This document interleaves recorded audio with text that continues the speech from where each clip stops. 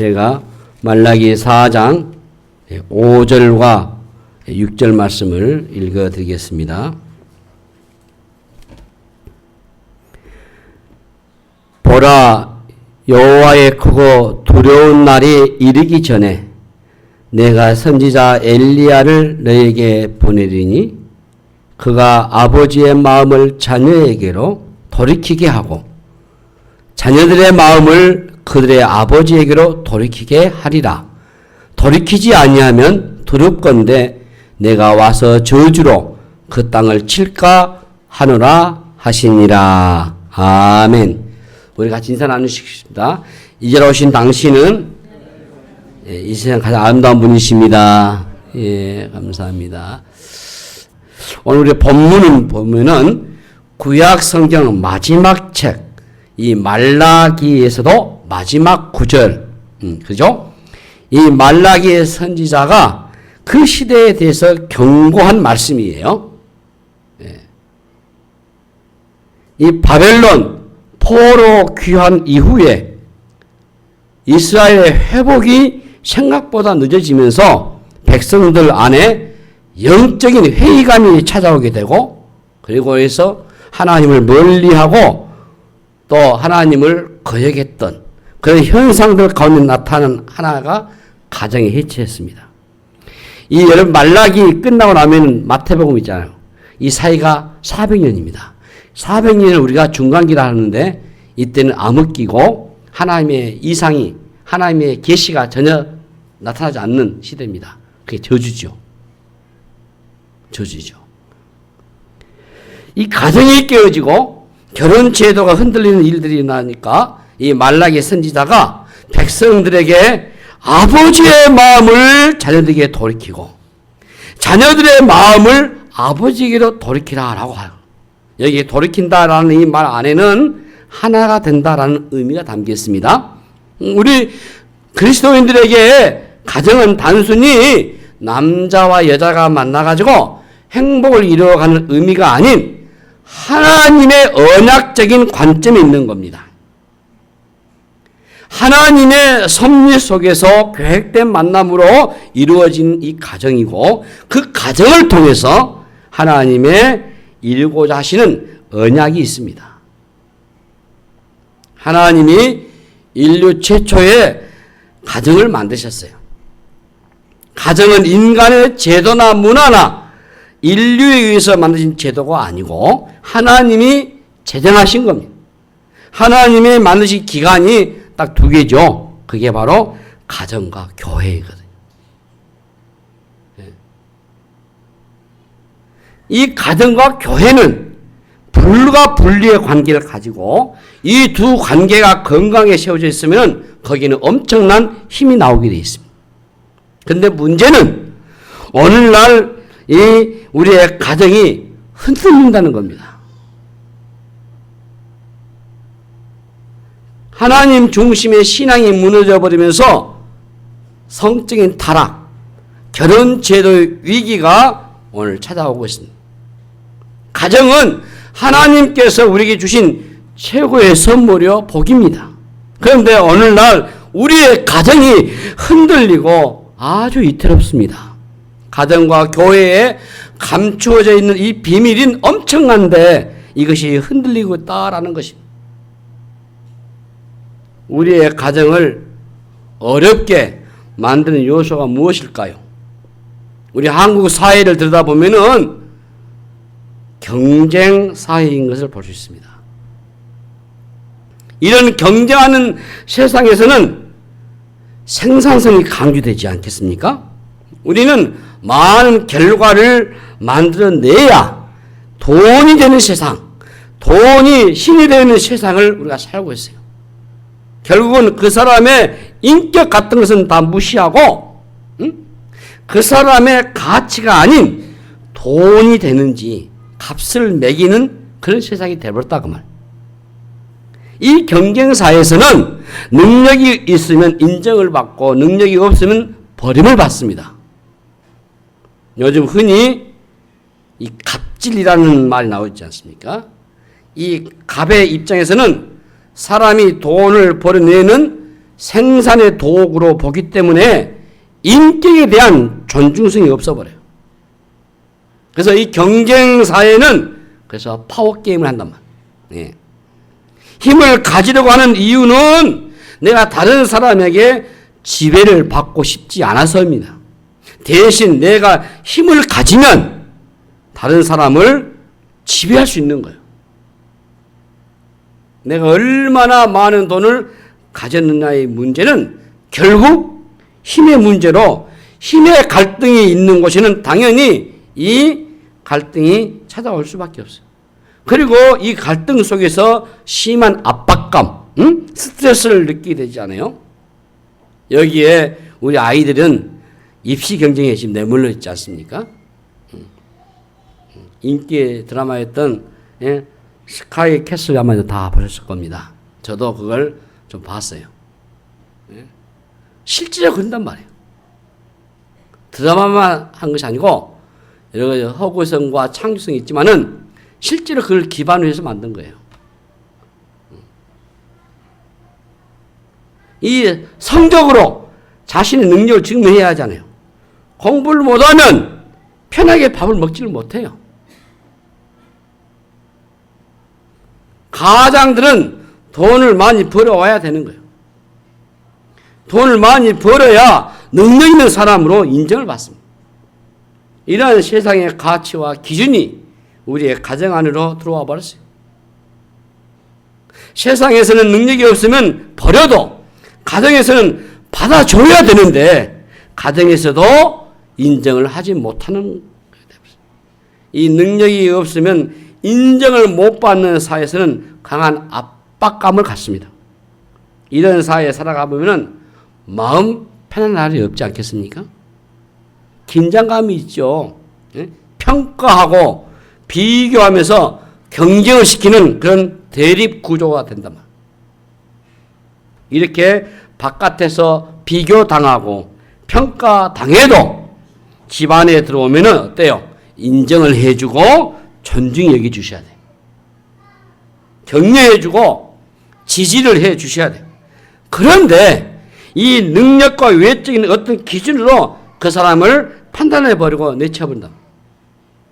무능하게 취급해버리고 무기력한 사람으로 평가절하시켜버리고 인격을 훼손시켜버려요. 가정에서조차. 그게 설 자리가 어디 있습니까? 내가 사회에서 어떤 직위에 또 어느 정도의 그러한 연봉에 대한 것을 받지 못하면은 이 가정에서조차도 살아날 수 없는 그런 압박감을 느끼면서 가정 안으로 들어가지 않고 그래서 가정 바깥으로 돌게 되는 거예요. 가정이 따뜻하지 않고 가정이 우리를 품어주지 않기 때문에 이런 현상이 일어납니다. 우리를 불행하게 하는 가장 중요한 요소가 바로 죄의 문제 아닙니까? 죄 안에는 이 이기심이라는 게 있어요. 이기심. 언제나 문제를 일으키는 것이 바로 이기심. 예, 이게 아주 무서운 죄입니다. 예. 나의 행복을 위해서 상대방을 압박하고 닥달하고 말이죠. 응? 내가 뭔가 희생을 하고 수고를 하지만은 그 안에는 반대 급부를 노리고 있는 거예요. 내가 이렇게 수고했기 때문에 이런 것을 나에게 보답해야 한다라는 감정들이 그 안에 있어요. 이 감정의 안으로 들어가면은 바로 이 이기심이 있는 겁니다. 예. 나의 행복, 나의 만족, 나의 즐거움을 위해서 상대가 충족시켜주지 않으면은 화가 나는 거예요. 화만 나겠어요? 안에서 이렇게 끌어오르는 거지. 분노가 일어나는 거예요. 예. 아무리 좋은 신앙인들도 별 수 없더라고. 예. 분노와 화가 치밀어 오는 거죠. 예, 체스터라는 분이 세상은 무엇이 문제인가? 라는 주제의 글을 써달라는 잡지사의 요청에 세상에 무엇이 문제인지 한마디 말해본다면은 바로 I am. 나예요, 나. I am. 답은 나예요. 예. 여기서 이 나는 바로 죄의 속성인 이기심으로 똘똘 뭉쳐져 있는 바로 자아중심적인 것을 말해요. 자아중심적인 나. 이걸 깨지 않으면은 이 자아중심적인 이 자아, 에고, 이 나를 죽지 않으면은 그 안에 주님이 어떻게 앉을 수 있겠어요? 이 이기심으로 똘똘 뭉쳐가지고 이 내가 깨지 않으면 행복할 수 없을 것이고 부부도 하나 될 수가 없을 것이고 가정이 하나가 될 수 없습니다. 오늘날 이 경쟁적으로 진보가 일어나고 과학도 많이 진보하고 말이죠. 여러분 행복도 진보했을까요? 경제는 진보했지만 행동은 오히려 더 후퇴했습니다. 왜 그렇습니까? 아무리 돈을 많이 벌고 우리의 환경이 바뀌어도 우리 안에 이 자아중심적인 이기심이 해결되지 않으면 행복할 수 없어요. 예. 결국은 바로 죄의 문제입니다. 남편에게 상처받았다, 뭐 아내에게 상처받았다, 뭐 자녀에게 상처받았다, 힘들다라고 말들 하지만은 그걸 다 듣다 보면은 나를 힘들게 하는 것은 상대가 아니고 바로 사실 납니다. 나 중심적인 삶. 예? 나를 만족시켜주고 살아가고 싶은 욕망에서 자유롭지 않으면은 상처는 끊임없이 받게 돼 있어요. 가정의 특성이 무엇입니까? 우리 한마디로 가정의 특성은 저는 편안함이다라고 생각합니다. 예. 하루 종일 긴장감으로 가득 차 있던 사람이 집에 들어오면은 모든 긴장을 다 무장해제할 수 있을 것이고 이 긴장이 눈 녹듯이 사라질 수 있어야 돼요. 그런데 가정 안으로 들어가 보니까 여전히 가정에서조차도 비교하고 평가한단 말이에요. 그러니까 이렇게 비교하고 나는 어쩐데 너는 어쩌냐, 저 사람 어떻느냐 하고 비교하고 평가하고 이런 것들. 가정에서 내가 부족하고 연약해도 수치를 느끼지 않으셔야 되죠. 우리 창세기에 에덴 동산에서 아담과 하와가 벌거벗었지만은 서로 부끄러워하지 않았습니다. 가정 안에는 수치심이 없어야 돼요. 그것이 하나님의 의도입니다. 바깥에선 능력이 좀 없고 부족하고 실수도 하고 연약하고 그래서 모멸감도 받고 수치심도 주고 그 수치심을 극대화해서 사람을 괴롭히잖아요. 복음 있는 가정의 특성은 내가 좀 실수를 해도 받아주는 겁니다. 내가 연약해도 품어주는 거예요. 여러 가지로 기준에 들지 않아서 부족해서 수치를 여기는 것이 않는 것이 바로 가정이에요. 세상의 모든 사람들이 다 내쳐버려도 내 가족은 지지해 주셔야 돼요. 가족에조차도 외면당하면 설 자리 어디 있겠습니까? 그런데 이 죄가 들어오니까 그것이 안 되는 거예요. 왜? 이기심이 작동하니까. 이기심이. 나 때문에 상대를 행복하게 해주는 것이 아니고 너 때문에 내 인생을 망쳤다 이렇게 생각해버려요.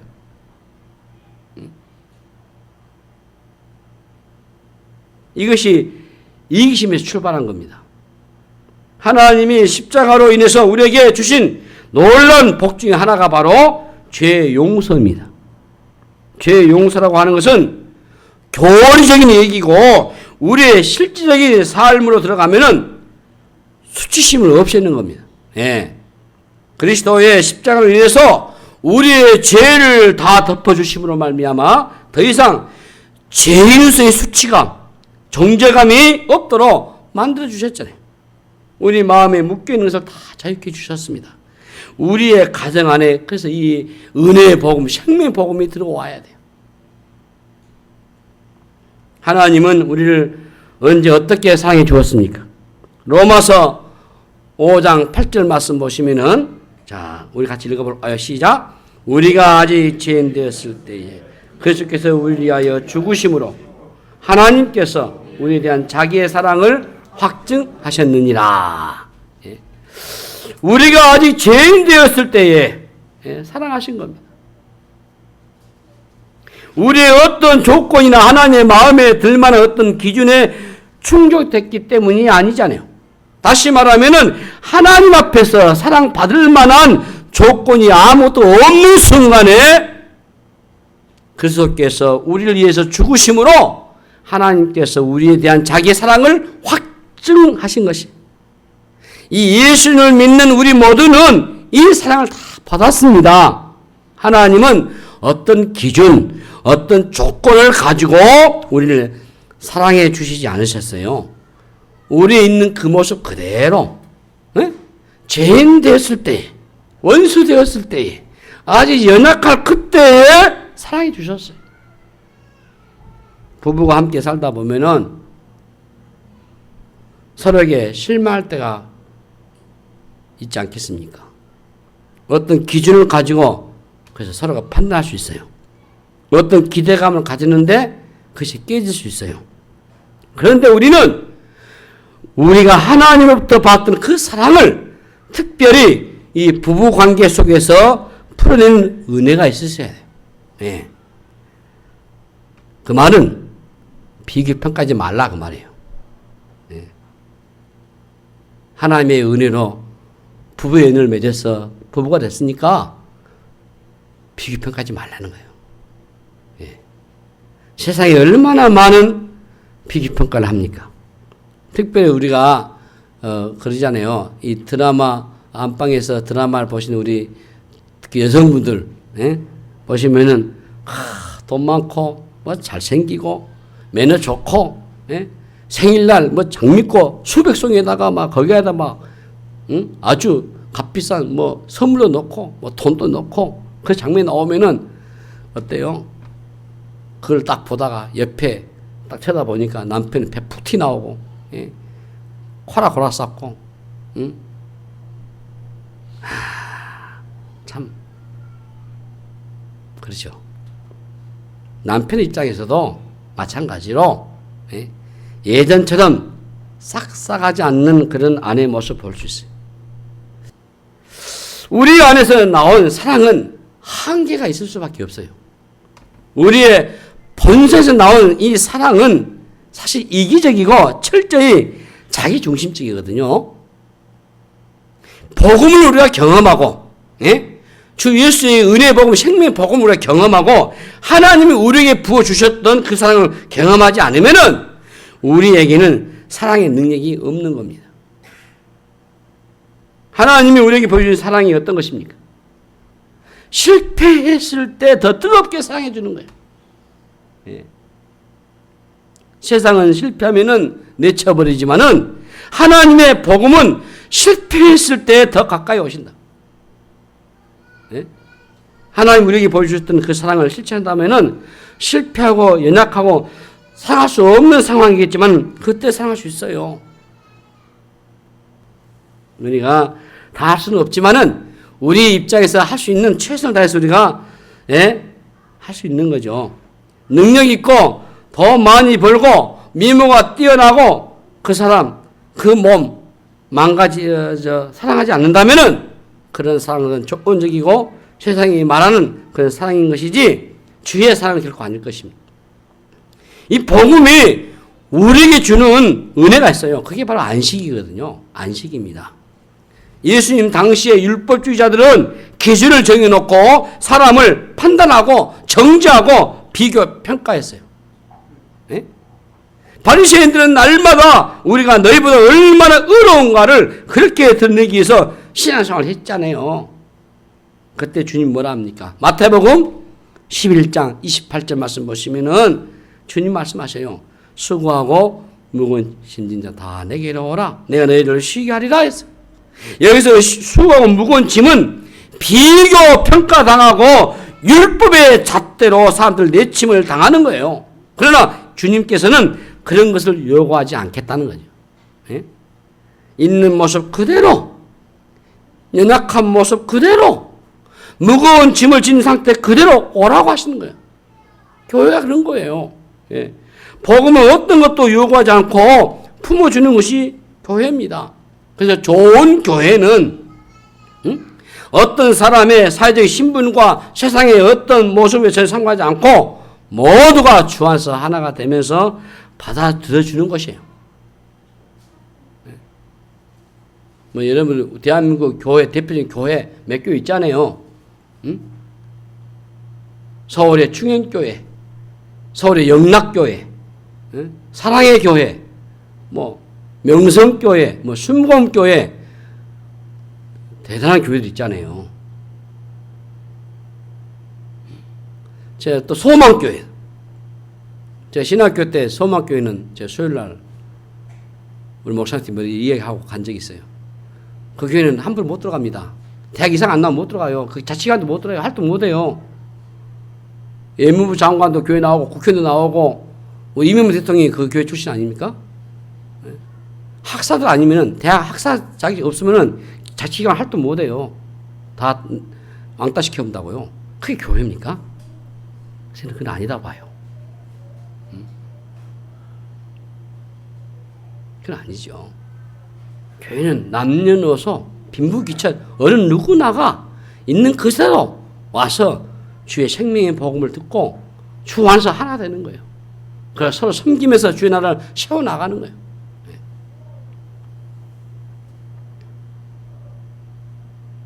교회에 오면은 그래서 안식이 있으셔야 돼요. 예수님 시대에 율법주의에는 평안과 기쁨이 없었습니다. 그러나 예수님께서는 내게로 오면 내가 너희를 쉬게 할 것이라 하셨어요. 내가 너희를 용서해주고 이해해주고 받아주신다고 하신 겁니다. 우리가 가정에서 경험해야 하는 것이 바로 이 복음이에요. 예? 우리의 가정에 안식의 주인 되신 주님이 오시면은 안식이 있어야 돼요. 예? 배우자에게 더 이상 요구하지 않고 말이죠. 우리 애기들에게 요구하거나 윽박지지 말고 강요하지 않으셔야 돼요. 예? 어떤 기준이나 율법적 잣대로 정지하고 평가하고 점수를 매기는 게 아니고 너무 힘들어도 가정에 가면은 나를 품어주는 그런 안식을 누릴 수 있으셔야 돼요. 다윗은 왕으로 나라를 다스리고 남들이 보기에는 세상이 부럽지 않는 삶을 살아왔지만은 다윗의 개인 가정사나 개인사를 보게 되면 얼마나 불행한 때 많았습니까? 사울의 딸이었던 아내 미갈과의 관계는 원만해 보이지 않았어요. 법궤가 들어올 때 다윗은 춤을 추는데 말이죠. 미갈은 조롱하잖아요. 하나님이 조롱한 미갈의 태임을 닫아버리잖아요. 진정한 사랑을 경험하지 못하죠. 예?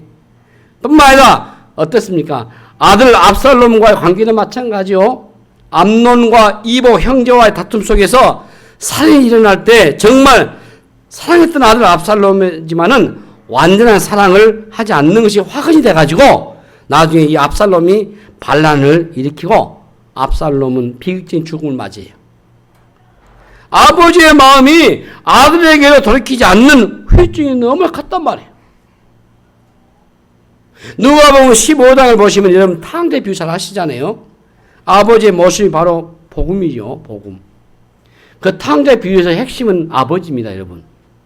누가복음 15장 탕제 비유는 탕제가 아니에요. 여러분. 거기에 핵심은 하나님이 이 말씀, 이 비유를 해주시는 이유는 아버지 하나님 보시다 그 말이에요. 응? 그 당시에 아버지 살아있는데 유산을 가져가는 거 아버지에게 죽으라는 얘기보다 더 심한 거 아니요? 그런데 그 유산을 다 뺏듯이 가지고 간 아들이 허랑방탕해가지고 거지되어서 돌아왔는데도 아버지는 품어주시잖아요. 응? 온전히 받아들인 겁니다. 반틈만 받아들인 거 아니에요. 완전히 받아들인 거예요. 그리고 그 가정 안에서 완전히 안식을 누리게 했잖아요. 그게 복음이단 말이에요. 그게 복음. 실패하고 기베라 바닷가로 도망갔던 제자들을 우리 주님께서 찾아와서 그를 다시 일으키 세우잖아요. 우리는 이것을 우리가 오늘 교회 공동체 안에서 경험하셔야 되고 우리의 가정 안에서 이걸 경험해 보셔야 돼요. 가정이 지금 가장 위기입니다. 한국의 가장 어려운 점이 가정 해체 아닙니까? 이런 부분에서 우리가 살펴보시면 좋을 것 같아요. 예. 세상은 전쟁터이지만은 가정 안에 들어오면 품고 위로해주고 지지하고 안심을 누리셔야 돼요.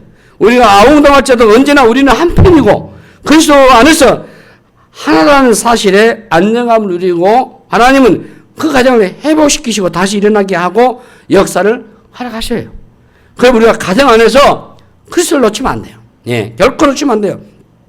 여러분, 가정의 핵심 바로 주님을 중심하셔야 돼요.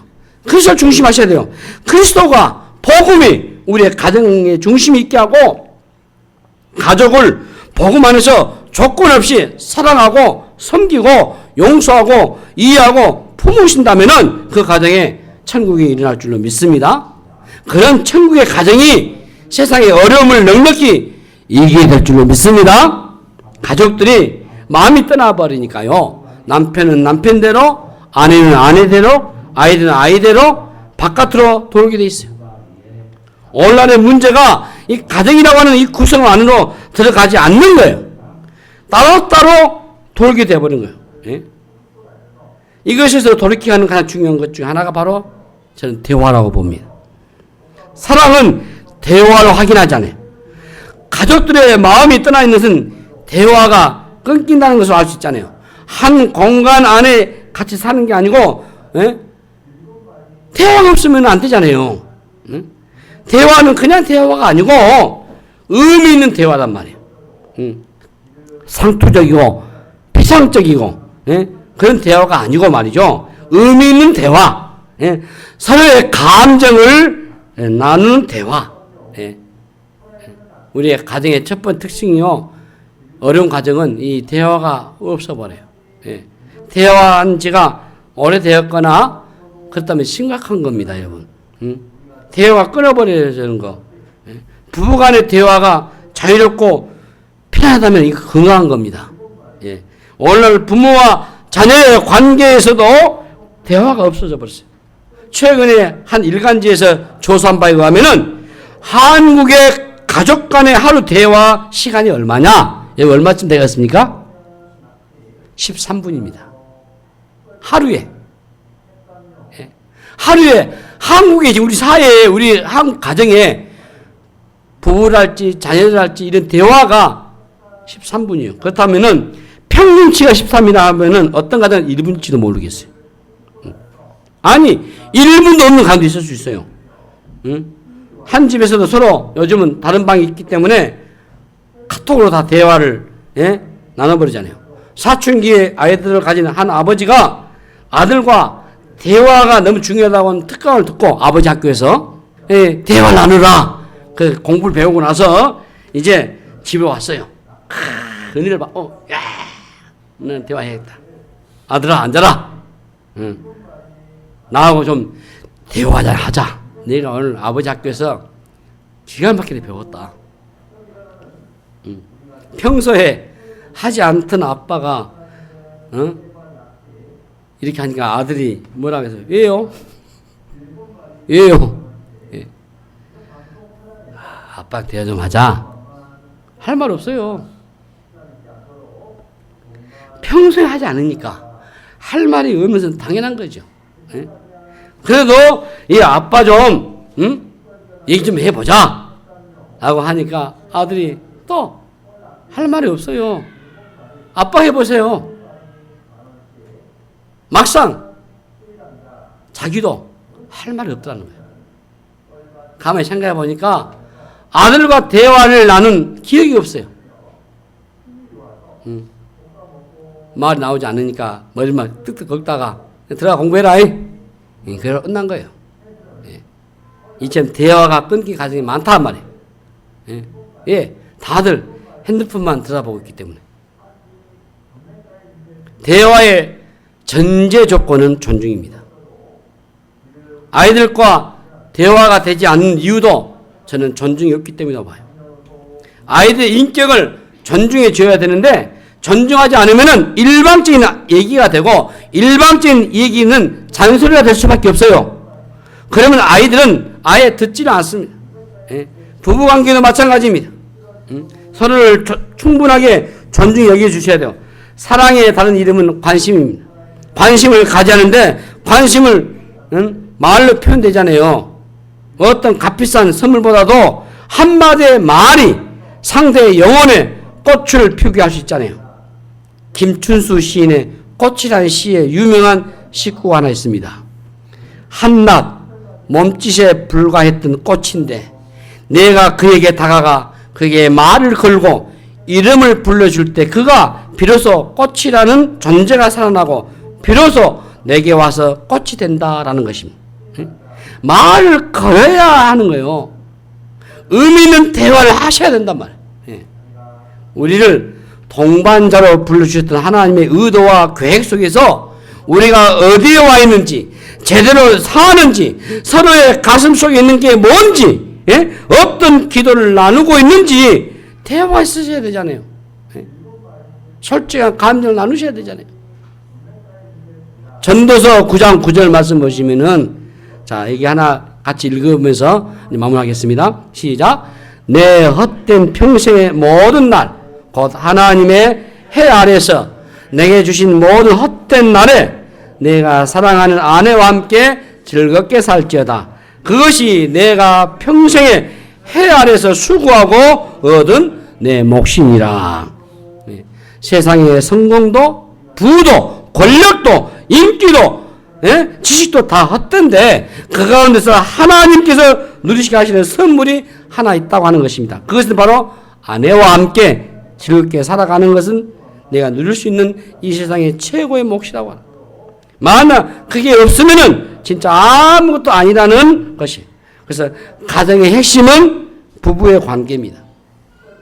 부부가 건강하셔야 돼요. 그러면 자녀의 문제는 자동적으로 해결이 됩니다. 모든 관계의 기초, 핵심, 원론은 부부의 관계에 있어요.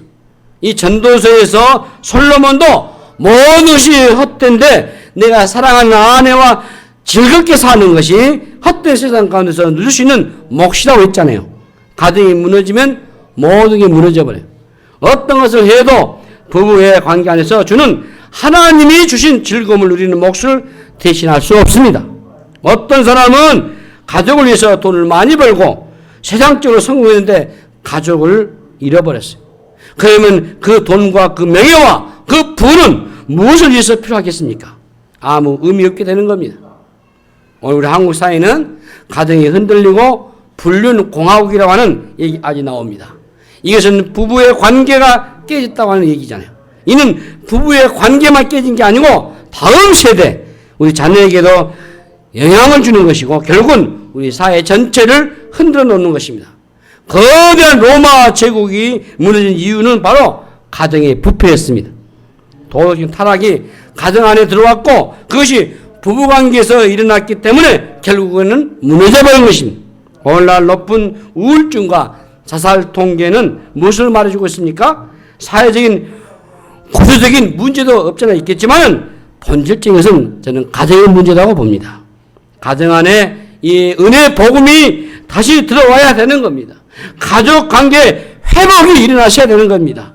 가정에서 세상의 기준으로 평가하고 능력이 없으면 무능력자로 낙인을 찍어버리고 인정해주지 않고 무시해버리면은 그 가정 안에는 우상이 들어올 수밖에 없어요. 돈이나 세상의 권력이라는 우상이 들어올 수밖에 없단 말이에요. 그 우상의 자리에는 하나님이 없습니다. 하나님이 빠져버린 가정에는 그래서 이기심밖에 남아있지 않을 것입니다. 자기 자신의 행복만 추구하는 그런 자기 몰입, 나르시즘에 빠지는 자기 행복밖에 없을 것이고 자기 행복을 충족해 주지 않으면 아웃시켜버리는 그런 구조로 빠져버리고 말 것입니다. 사랑하는 성도 여러분, 세상에 힘들고 치열하면서 지금의 우리 사회는 경쟁 사회입니다.